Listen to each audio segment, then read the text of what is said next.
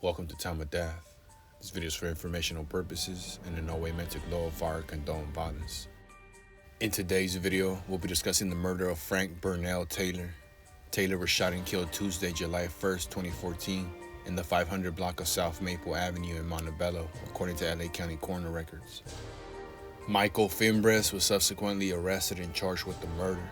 The following is the evidence at trial. The victim, Frank Taylor, known as Diablo, and Monica Andrade were in a dating relationship. They were homeless and lived in a tent near a street corner. Andrade was 1 month pregnant with Taylor's child. Taylor and Andrade both used methamphetamine regularly, and Taylor also used heroin. They socialized with defendant Michael Fimbres, whom they knew as Rock, from the criminal street gang White Fence, at his house on Maple Avenue, where Fimbres sold methamphetamine and heroin. On July 1st, 2014, Taylor and Andrade went to get a pizza. They had an argument and Andrade walked away. Andrade went to Fimbres' house on Maple Avenue and found him there. Fimbres, who had a .38 revolver in his waistband, told Andrade that Taylor had stolen some of his drugs. Fimbres said he knew it was Taylor and he was going to do what he was going to do. And because Andrade was pregnant and a good person, he was not going to kill Taylor for stealing the drugs, but would probably fuck him up a little. Fimbres gave Andrade some money to buy breakfast.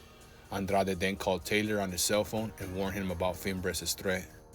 Daisy Cordero was 7 months pregnant on July 1st, 2014.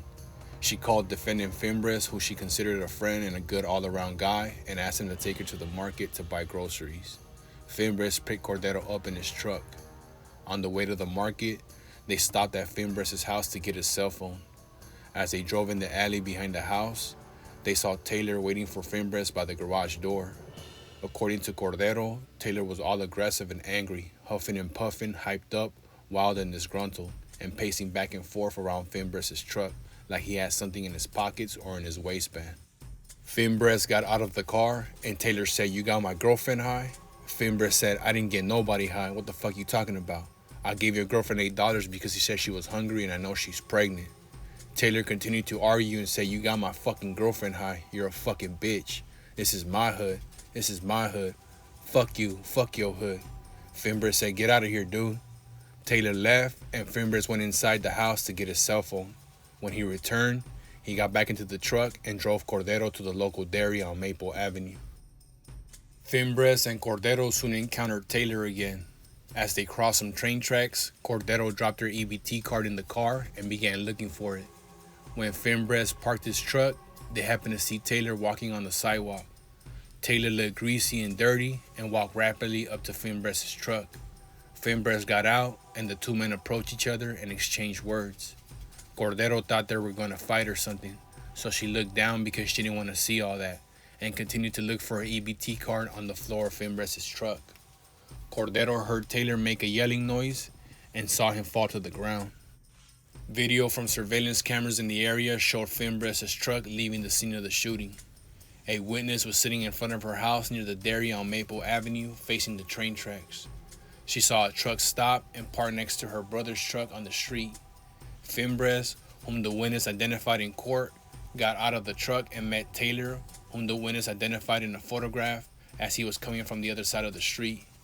The two men, who seemed to know each other, met in the middle of the street. Fimbres did not look angry. Fimbres lifted his arm and shot Taylor from about 6 to 8 feet away. The witness heard the gunshot. Taylor grabbed his chest and collapsed. Fimbres turned around, walked back to his truck, got in, and drove away. He didn't seem agitated or upset. As the truck drove away, the witness saw a woman in the passenger seat. On July 8th, 2014, police detectives arranged for a confidential informant who knew Fimbres to assist the investigation. The confidential informant eventually received a call from Fimbres, and the two of them met in an apartment where Fimbres was staying. The confidential informant wore a recording device, although it malfunctioned and did not record his conversation with Fimbres. Fimbres told the confidential informant he had given Taylor's girlfriend some money earlier in the day, and Taylor was upset because his girlfriend used the money to buy drugs. Fimbres told the confidential informant he killed Taylor because Taylor disrespected him.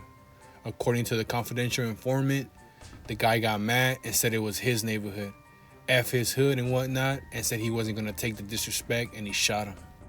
Following the trial, the jury found Fimbres guilty of first-degree murder, including the gun enhancement. The trial court sentenced Fimbres to a prison term of 25 years to life for the murder, plus 25 years to life for the firearm enhancement. Frank Burnell Taylor was 35 years old at the time of death.